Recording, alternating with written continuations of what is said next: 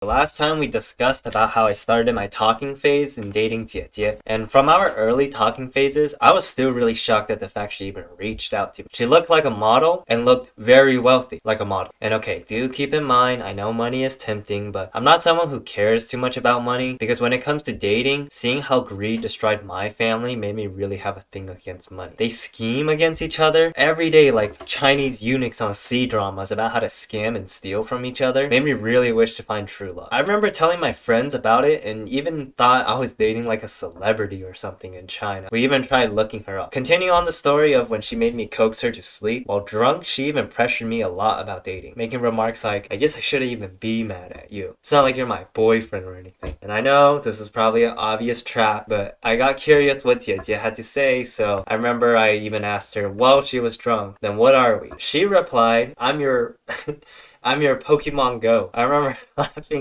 so hard because I thought it was really adorable. Later, when I was talking to the sober her, she apparently did not remember a thing that we were talking about. In my head, I thought Jie Jie didn't want to play anymore, so I was really panicking because I don't know if I was ready yet, but I didn't want to just let go. You know, I do overthink a lot when it comes to relationships. I take it a little too seriously, where I often have viewed it where I don't want to hurt the other person, because if I know it's a bad matchup, a possibility is a possibility. I see that the consequences outweigh the benefits of trying. However, she was very persistent and didn't remember I even woke up to like a whole essay why I should date her. I mean, it was very moving. We later agreed to even continue talking with the intention to trying to figure out whether we should start officially dating or not, and eventually we actually did start dating. After we started dating, there were fights every now and then. One thing I remember that was consistent in our relationship was her anger issue. She was the one to warn me of that she had a really bad temper. And I remember I first told her that if this is how it is, then I don't think we're really fit for each other. But she was persistent to say it's something she can work on and fix. And so I fell for the I can fix her trope. Any little thing was turned into a session of scolding. I felt like I was being scolded by like a tiger mom again. And this is like the second time I ever dated. I don't really know what is okay or what is not because I never really had a healthy relationship before. I understand when it comes to dating, there are small things that stings a lot because one cares too much, and I do it too. I just at least ask that it doesn't excuse someone to be toxic and say hateful things. Whatever you say can never be taken back. And at some point, the more I get these snarky comments and hateful remarks, I just want to avoid her.